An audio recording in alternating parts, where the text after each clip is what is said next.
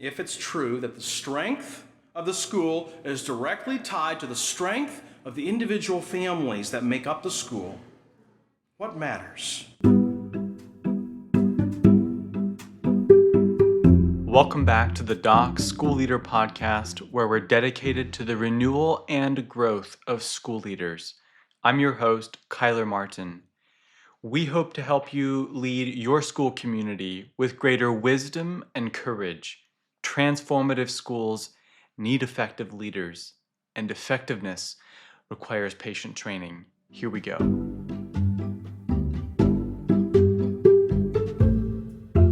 As a school administrator, what is your role in speaking into your students' homes? That's actually a much bigger question than what this talk addresses. Homes matter so much. We'd like to think we can take any student and transform them through a great school experience, but that only reaches so far. As we consider our influence at school and capacity to establish a particular culture, it's important for us to come to grips with the influence of the home. This ought to inspire our gratitude for the good homes and parents from which we benefit, as well as prompt us to prayerfully search for ways to care for the troubled homes with which we interact. Ultimately, we offer our work at school to our Heavenly Father and trust Him to work through the Spirit to form and establish our students according to His good will. Gerald Miller cares an awful lot about this issue, as you are about to hear in this vigorous appeal to take the home's influence seriously. He has taught and administrated for many years at Faith Builders Christian School in northwestern Pennsylvania. Here he's addressing parents and school leaders as a parent and a school leader. This is an opportunity to consider important strengths and weaknesses in your own example if you are a parent, and an opportunity for anyone to gain insight into the circumstances of the families that you serve. We offer this episode in the hope that God will graciously guide you in responding to any needs that this talk brings to your attention. The syndicated columnist George Will, in an editorial published in the Washington Post in July of 2016, wrote a report about a report so important in its findings that the administration of Lyndon B. Johnson released the report over the weekend of July 4 so that the nation would not be paying attention to the report. The study referred to was called Equality of Educational Opportunity by a sociologist by the name of James Coleman. Historically and currently, politicians, the teachers' unions, and the public has seen education as the way to solve the problems of the world, the method by which to accomplish a utopian picture of what education can do. And it's primarily funded through money and more money.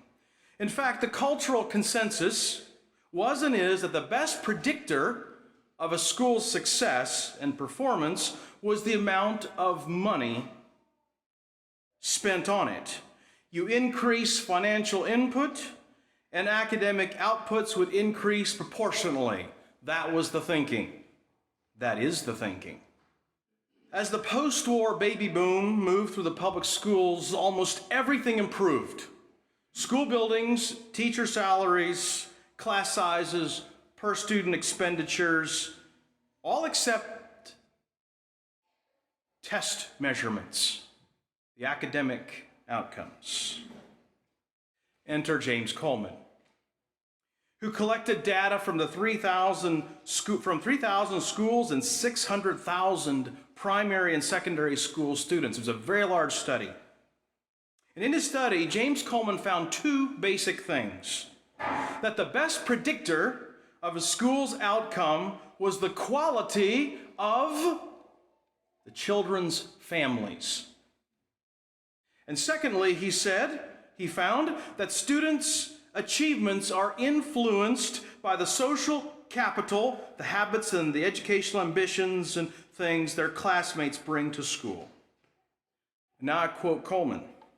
One implication stands out above all, that schools bring little influence to bear on a child's achievement that is independent of his background and general social context, and that this very lack of an independent effect means that the inequalities imposed on children by their home, neighborhood, and peer environment are carried along to become the inequalities with which they confront adult life at the end of school, end quote.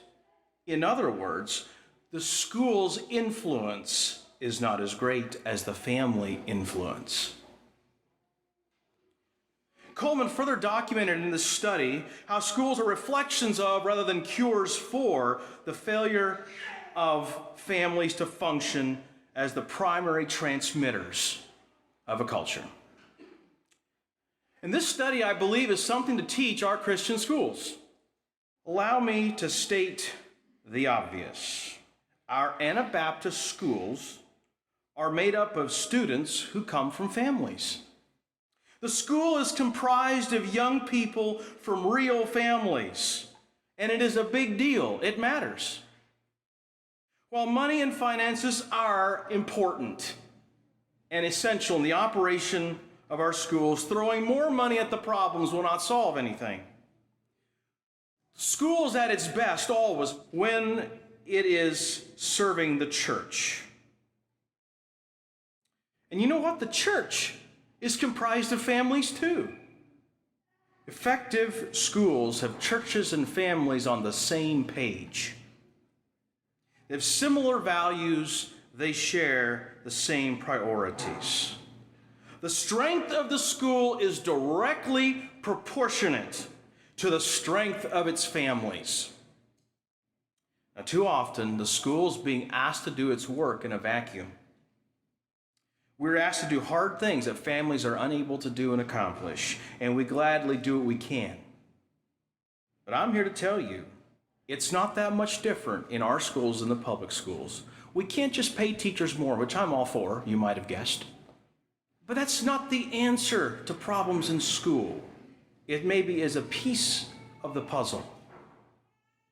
What kind of families do we have that are coming to our Christian schools? If it's true that the strength of the school is directly tied to the strength of the individual families that make up the school, then what should we consider together? What matters? Now, I'm not assuming this will be exhaustive. There's too much. As the father of 5 children from the ages of 11 to 18, I want to remind us as parents of several things. That the years from conception to first grade are the most important years of a child's life. These are the foundation from which children live the rest of their lives.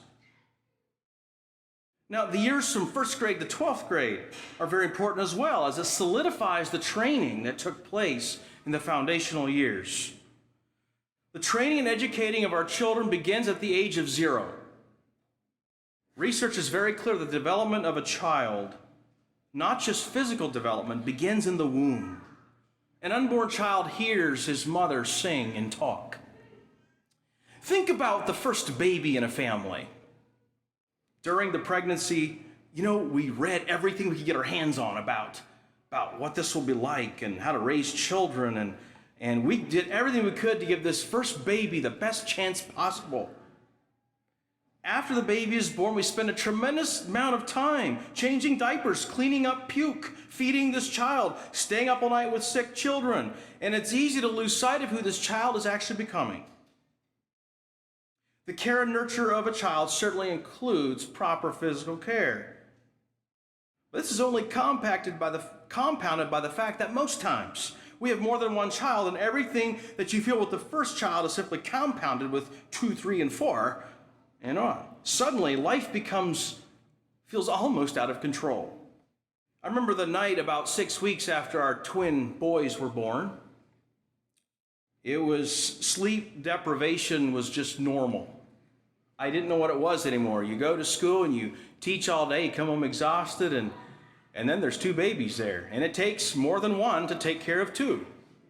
And I remember one night, my wife will tell you stories of me. And I can laugh about it now, but it took a little while. She'll tell you stories of what it was like. You know, you fall into that first deep sleep. You finally get to bed at 11 o'clock, later than you wanted to, but that was just the way it went. We had 5 children, 7 and under, and it was a little hairy around our place. And I remember one night, it was 1 o'clock, that first deep sleep, precious deep sleep. Both babies needed to be fed. So Kathy took the one baby in the bottle, and she very generously, which she often did in the nighttime, she would bring me the baby in bed, and then she would give me the bottle, and then I would try to connect the two. Now, this is extraordinarily difficult when you're in your first sleep at 1 a.m. And I remember trying to find, first of all, which end of the bottle. It wasn't working. And then when I finally found that, I couldn't find the place to put it in the baby. And I kind of looked over and I said, Carol. Oh yeah. So I connected the two. I looked over and her baby has half of the bottle down already and mine's just started. So I found a pin on the bedstand. I picked up the pin and I started poking holes in the nipple of the bottle because I wanted this to be over with. Now, I loved my boys, okay? But those are the days, remember?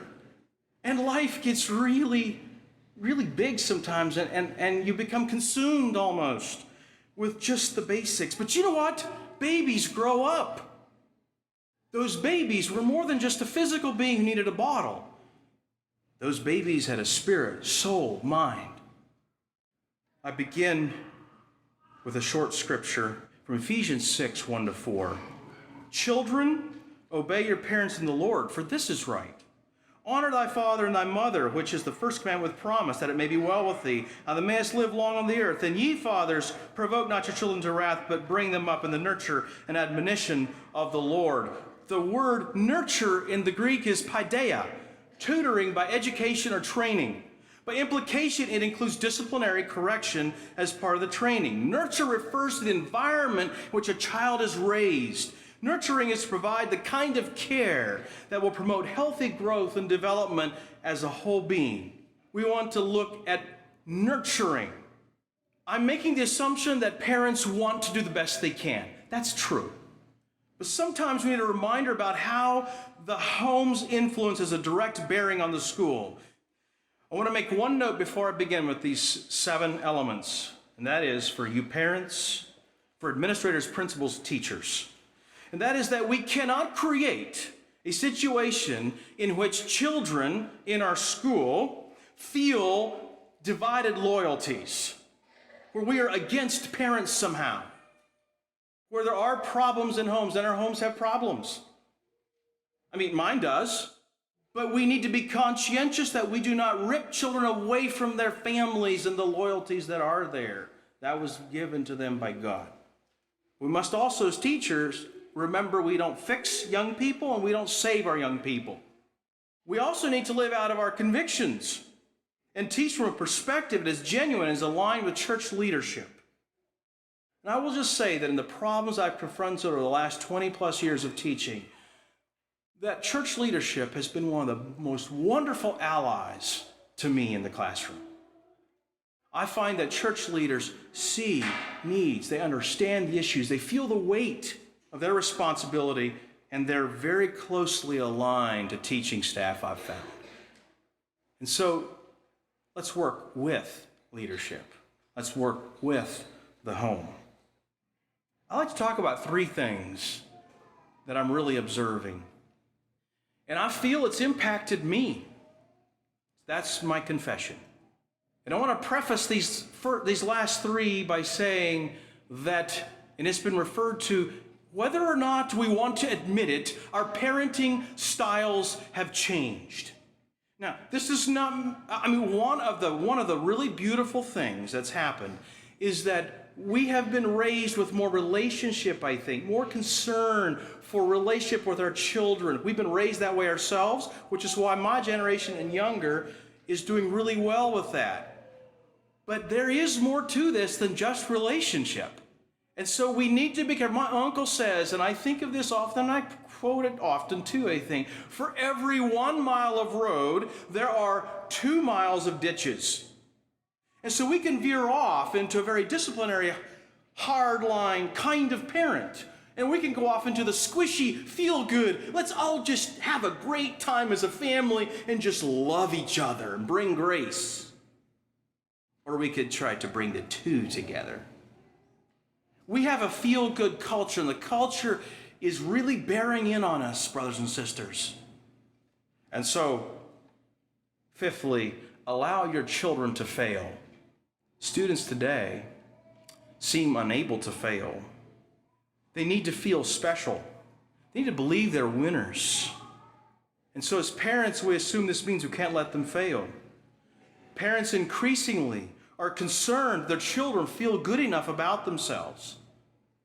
Now, it is true that children need a correct self-view. But good self-esteem develops when caring adults identify a child's strength, but also allows them the satisfaction that comes from trying and failing. Tim Elmore talks about it like this. As parents, we've given them lots of possessions, but not much perspective. As teachers, we've given them plenty of schools, but not plenty of skills. As employers, we've mentored them in profit and loss, but haven't shown them how to profit from loss. And this shift appears to have started more than 30 years ago with the Tylenol scare in 1982. Now, that's not scientific, but remember the bottles of Tylenol were poisoned? And for a while there, you didn't want to buy a bottle of Tylenol because you didn't know who put poison in there. They took the Tylenol off the shelves in drugstores and stores all over. It was a really big deal back in the day. And it was in the years following this incident as though we became hyper aware of our children. And in many ways, this is good. Our culture does not celebrate children, it celebrates pets.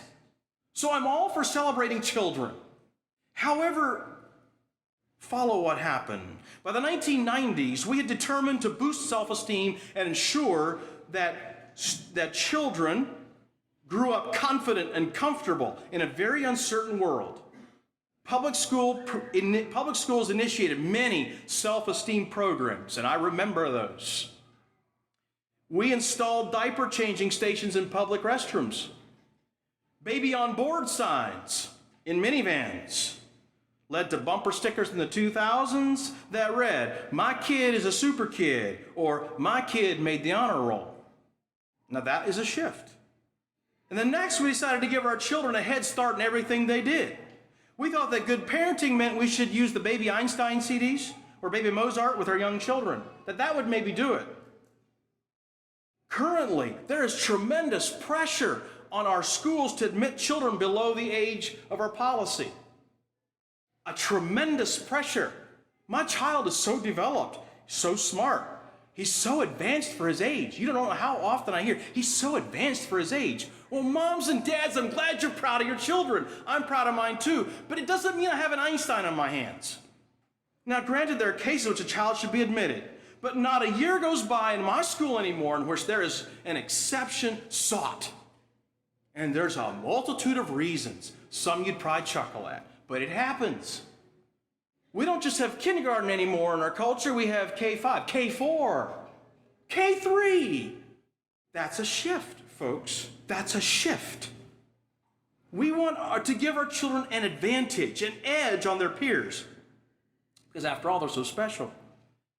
Now, I'm for promoting a proper self-view. I'm all for keeping children safe. I'm all for providing a good start in life for children.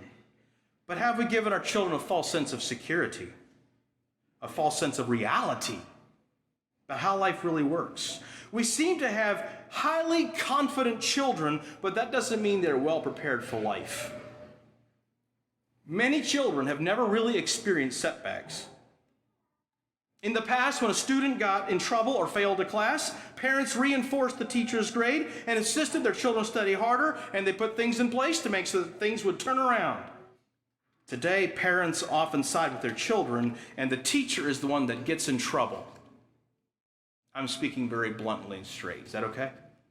Hovering parents have become far more normal than just 10 years ago. I used to have to deal with one or two of those, every school, where You're hovering. We call them helicopter parents in the field of education.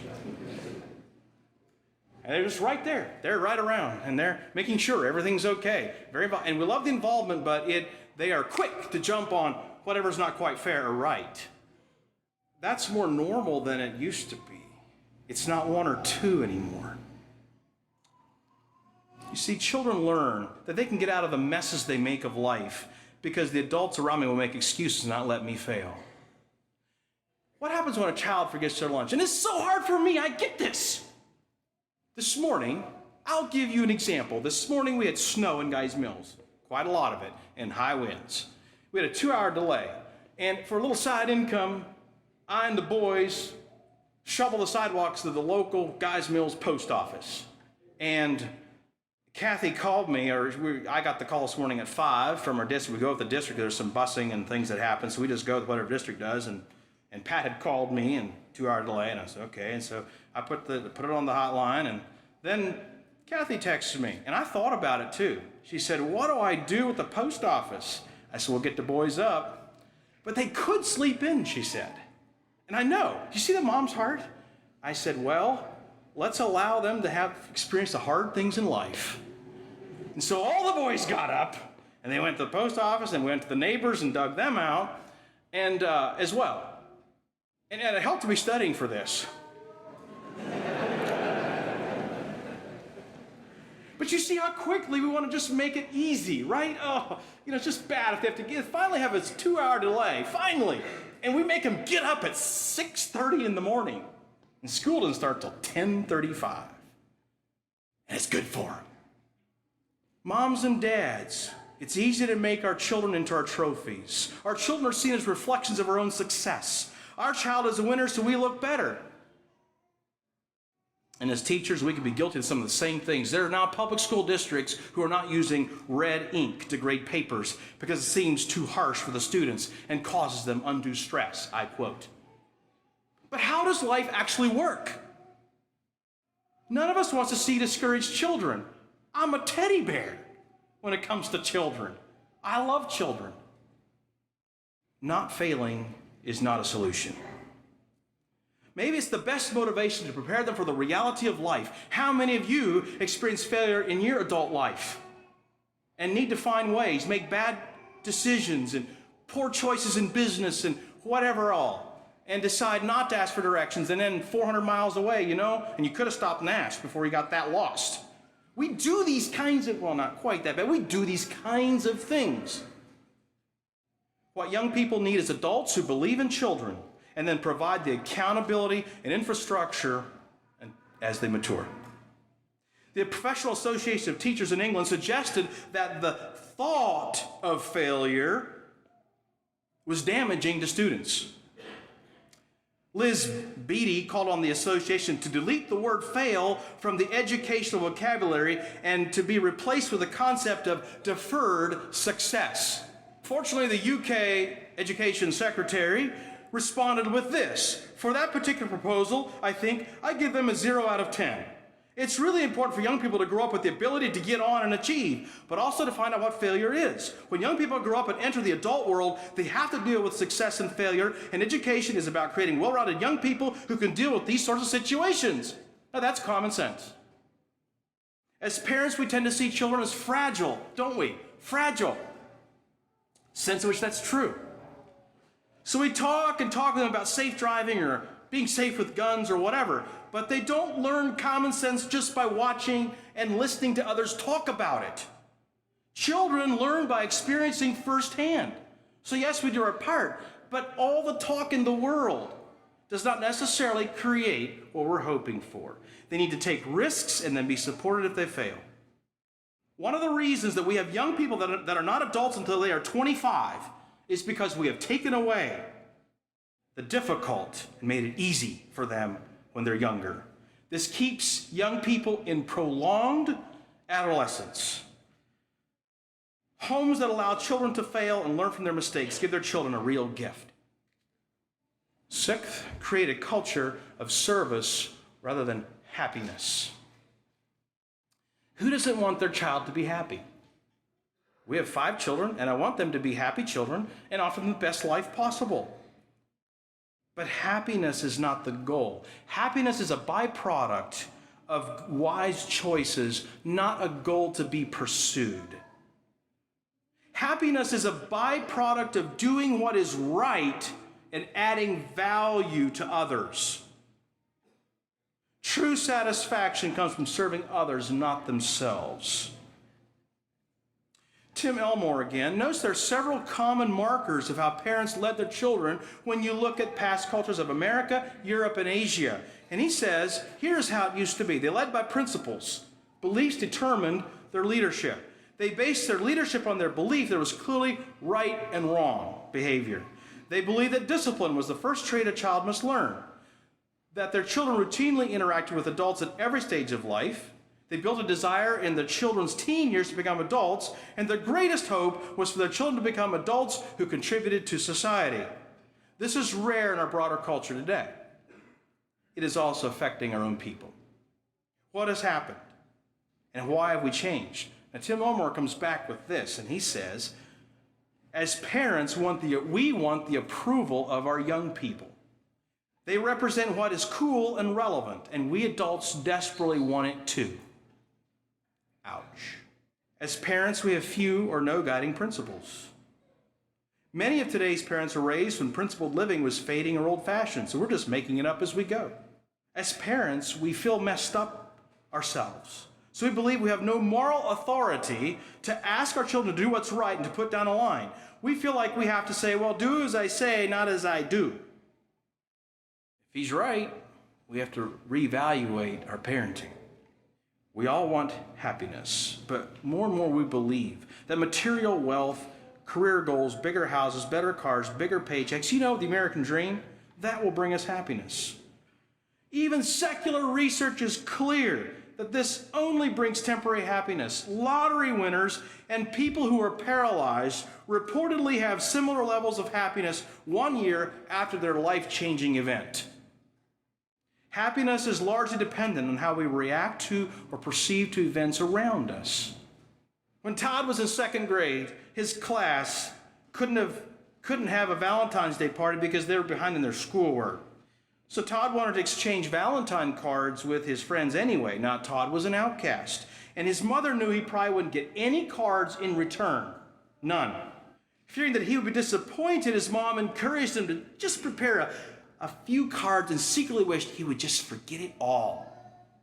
Todd insisted on making a card for every single student in his class. At the end of the day, Todd's mother watched him walk up the driveway from the bus stop. As he entered the door, he was talking to himself. Not one, not one, not one. She heard him whisper. Her worst fears had been realized. Todd had gotten not one card.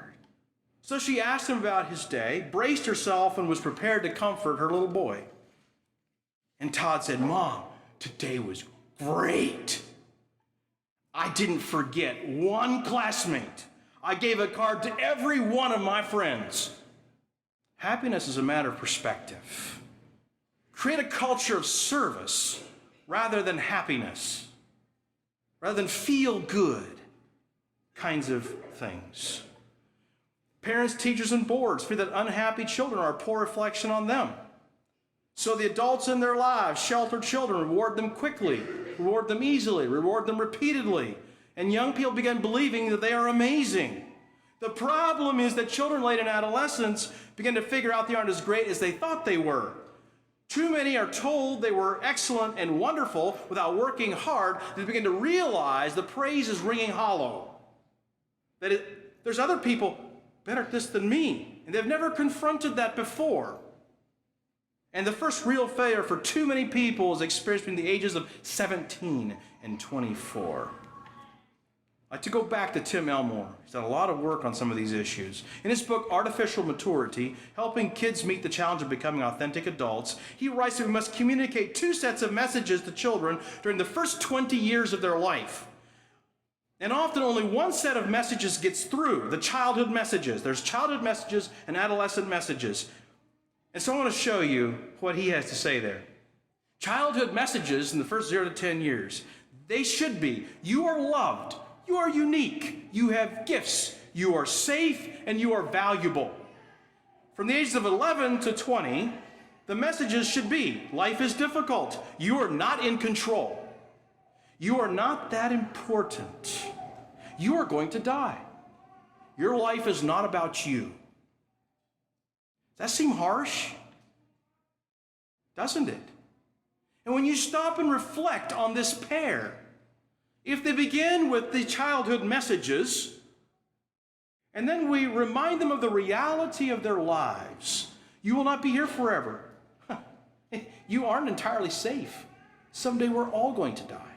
They need to hear other messages. Instead, most children hear from 0 to 20 childhood messages, and we keep them from becoming truly happy, you could say. We don't owe our children happiness, we owe them perspective. We prepare them to be disciplined adults who understand what real fulfillment looks like. We have created an environment in which children strive for the approval of their parents rather than parents seeking the approval of their children. I had a parent recently tell me, well, now that my son's 13, I guess I have to make all his own decisions. I had to pick my jaw up off the floor, put it back in place. Really? 13? No, please. You see, parents want the approval of their children. I do too. I like to be liked, right? But is that creating, what kind of generation does that create? What this means is that children need to practice, do hard things over and over until they're really good at something. That's what you do. How did you get to be that great a mason and a carpenter and a businessman and a plumber and a pie maker? How? Practice. That's real life. But children don't like over and over practice. Did you know that? They don't really like it. They need to hear the word no. Children don't need another buddy. They need dads, and they need moms. They need to learn to wait. Children don't want to delay gratification. They want it now. They need to learn to wait. They need to learn to serve. Unlike other cultures in history, we've made the pursuit of happiness a part of the American tradition. It's in the Declaration of Independence, but here's why. Because service was so embedded into the society at the time. And so to have happiness while you're serving is kind of a new idea. Today, the ultimate end is happiness, and service has been disconnected from it. And so we breed consumers more than we do contributors, which produces dissatisfied children. They aren't creating. They're waiting to become more happy. When we try to raise children who are happy and who can't fail, we raise up a generation that has an entitlement mentality. And it's really hard in school, brothers and sisters, when they're entitled. I deserve this. I need more. I don't have enough. You can't do this to me. What about all of my friends? No one else has to do this. I should be able to. And I want to say sometimes, sweetheart, the real world works this way. And it's not the way you think it does. So we're going to do it this way, even if all your friends say it's different. And by the way, rarely is that true. That's a secret, okay? I can't tell you how many times I've asked my children, well, does everybody, how about, and I'll start naming names. How about, because they're students, I know these people. So how about Jamin? How about Krista? How about, and I give them, well, no. Oh, so not everyone actually is. Oh, well, Dad, almost. Uh-huh. Children have things to learn. Let's create an environment at home in which they learn to serve. And finally, severely limit screen time. There are many benefits to technology, and I know we're hearing so much about it. It feels worn out, but we haven't talked a lot about it in terms of parenting maybe and some of the science of it, and I like to talk about that. We have instant access to wealth of information. There's many avenues for social interaction. There's instant worldwide communication. Learning opportunities abound. The docforlearning.org was born. What's not to like? There's disadvantages. We are continuously plugged in to an assortment of digital gadgets that demand attention. Life used to be more boring, so children would play ball ride bikes, explore the world, climb trees. The fun is now indoors, so just sit down and enjoy it. Truthfully, we don't even know all the disadvantages. The children in our churches will be the first children raised in an unplugged environment with the portability of laptops and tablets and smartphones, and the truth is it's having an effect right now. The changes in technology are so rapid, they're literally outstripping the human brain's ability to adapt. Gary Small says, and I quote, "The current explosion of digital technology not only is changing the way we live and communicate, but is rapidly and profoundly altering our brains physically. Daily exposure to high technology, computers, smartphones, video games, search engines like Google stimulates brain cell alterations. Our brains are evolving right now at speeds never seen before." End of quote. A college pastor has this to say: "I see young people losing the interpersonal skills it takes to function in relationships, in a family, and in the church. My concern is how this lack of communication will affect their marriages and the way they parent. The digitally dependent generation is not able to take in a lot of information and get deep. They aren't reading books, and it's changing their learning style." I agree with that. "They have a high need for distraction, so my teaching style has to adapt. As Andy Stanley has said, I have to teach less for more. I believe that parents should not live in a cocoon. Don't disengage, but get involved in their child's digital life. I believe the most damaging effect of the digital world to be the parents' own dependence on digital media, because it will become their child's dependence." End of quote. The digital world seems to be breaking down a sense of unity as families. Did you realize that recent research confirms that sleep deprivation in children can cause a pseudo form of ADD? Often the result of social media and connectedness through the night. There are young people among us binge watching YouTube through the night. Among our people. It's becoming difficult for us in the schools to know what learning disabilities are intrinsic in what has been created through their environment, through the digital world of our students. Last year, there were 2.1 billion smartphone users.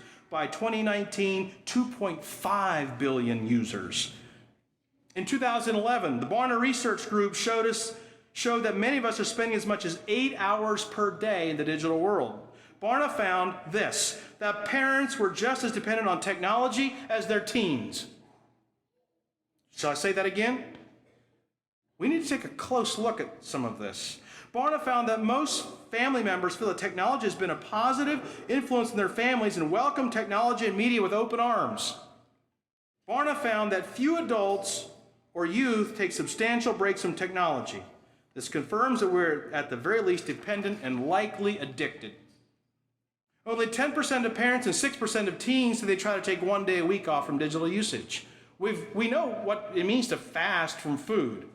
Have we considered fasting from the digital world? Our families, my question is, are families in control of technology or being controlled by it? The medical field has research that says the symptoms of being addicted to technology can include. The medical field is saying, here's how you can tell if you're addicted to technology. Compulsive checking of messages, frequent changing of Facebook status and uploading of selfies, social withdrawal, loss of interest in activities that don't involve a computer, phone, or gadget, feelings of restlessness when unable to go online, like when your Wi-Fi or your internet goes down. What do we do, right? We are more socially connected than ever before, but more disconnected than ever. A baby's brain contains 100 billion neurons, or brain cells, which is equivalent to the number of stars in the Milky Way galaxy. Now, it produces these neurons before birth and then continues after birth to grow connections to these neurons. During the first years of life, the brain continues to undergo a series of changes. With very little help, a child miraculously learns how to speak a language. By the time a child has reached teen years, there are more neurons in the brain than needed. So the brain starts a pruning process to eliminate connections that are seldom or never used. Now, Gary Small, a researcher from UCLA, says the neural circuits, I'll let you read this with me, the neural circuits that control the more traditional learning methods are neglected and gradually diminished. The pathways for human interaction and communication weaken as customary one-on-one people skills atrophy. The pleasure center of your brain is called the nucleus accumbens. You have one of those. If you don't, I'm really sorry. But I think you all do.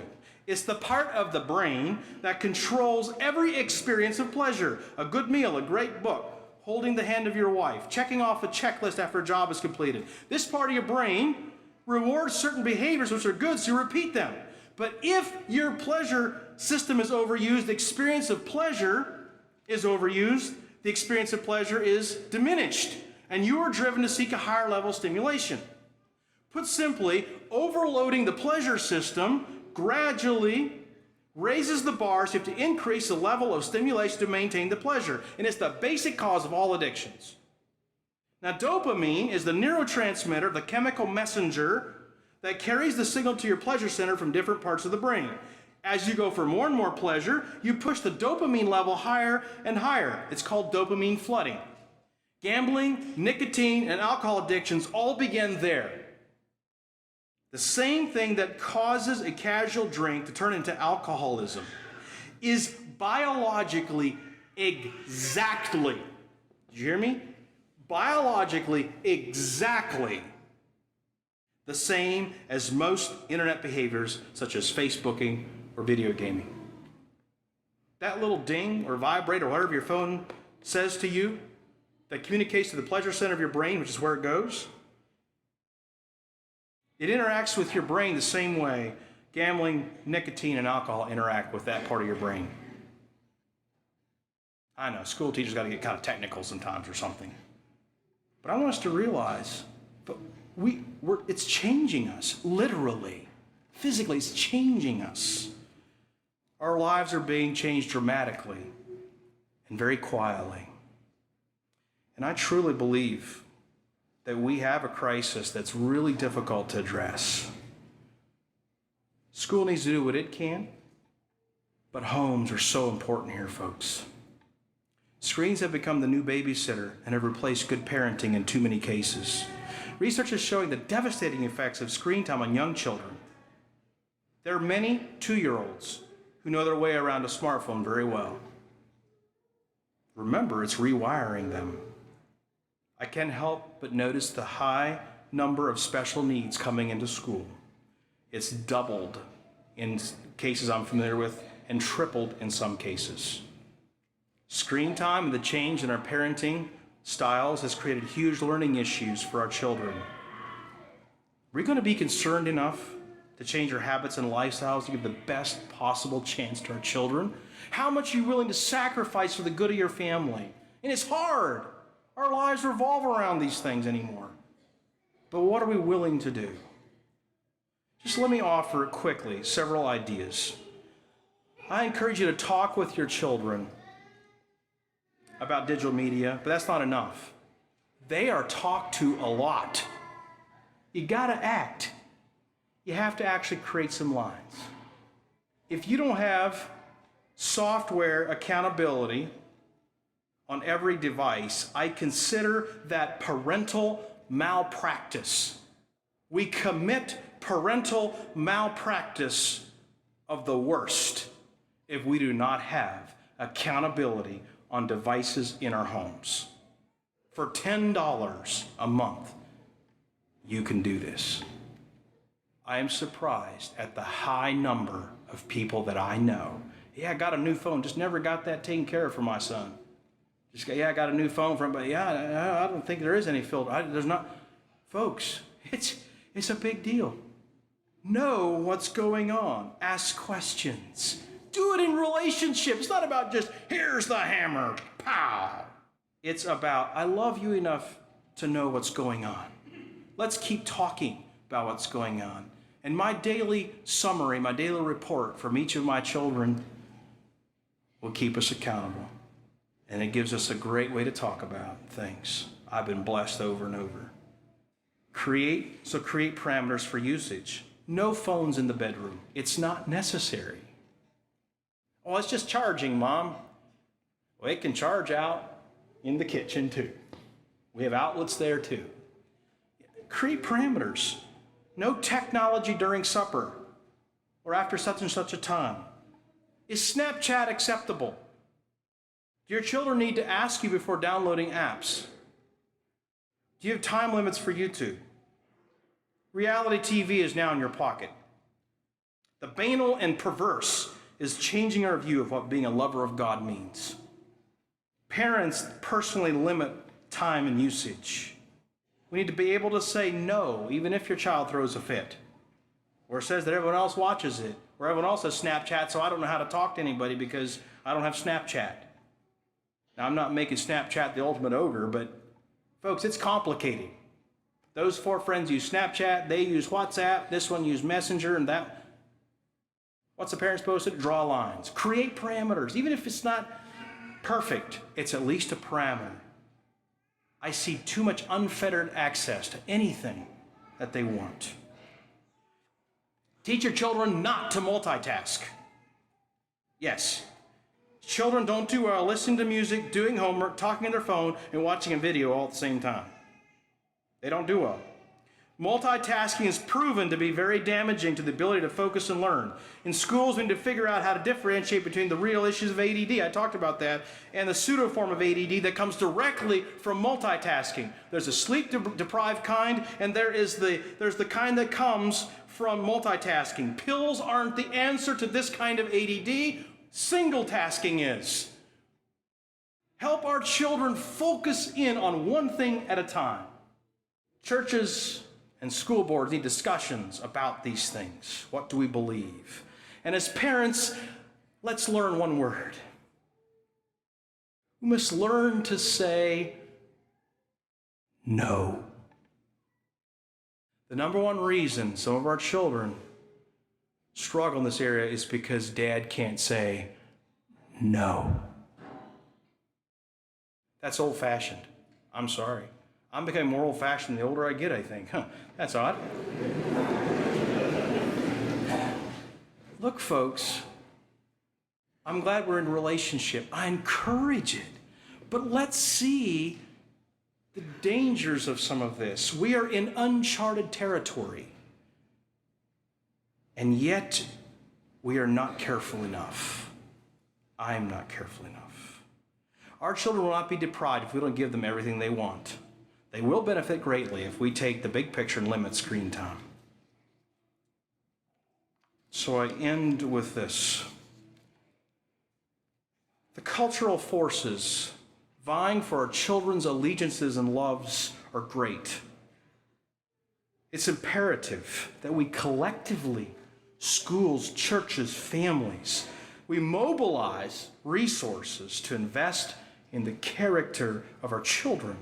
In a world that sacrifices its youth on the altars of convenience and the happiness of us as parents, we have an opportunity to offer a compelling contrast. Flannery O'Connor said, and I quote, "Push back against the age as hard as it pushes against you." What people don't realize is how much religion costs. They think faith is a big electric blanket, when of course it is the cross. Rod Dreher said, and I quote, "To raise children who become adults with the moral strength to resist the defilements of the age requires an extraordinary degree of sacrifice from parents. And even then, there are not guarantees. But what choice do we have? To surrender our children's hearts and minds?" End of quote. We spend time talking about Generation Y or IY or Generation Z. We have great concern about what's happening in the culture and the subculture of our Anabaptist churches. But I believe we are changing far more rapidly than we realize. We have not yet seen the fruit of the rising generation. We, my generation, many of you, we have created this generation. Let's not go blame them. This is about us. We are responsible. Rather than only decrying what has happened to our culture and subculture, can we become a part of the solution, which we begin to pay fresh attention to who we are becoming? Schools can become a very real part of the solution in training young people and shaping the loves and desires of them when in tandem with our families and churches. But the practices of our families' lives, how they respond to life, what they prioritize, who we become as a family unit will ultimately shape our schools. Nurturing children starts early. As parents, let's be vigilant to take on the responsibility of raising precious children that God has given to us so graciously.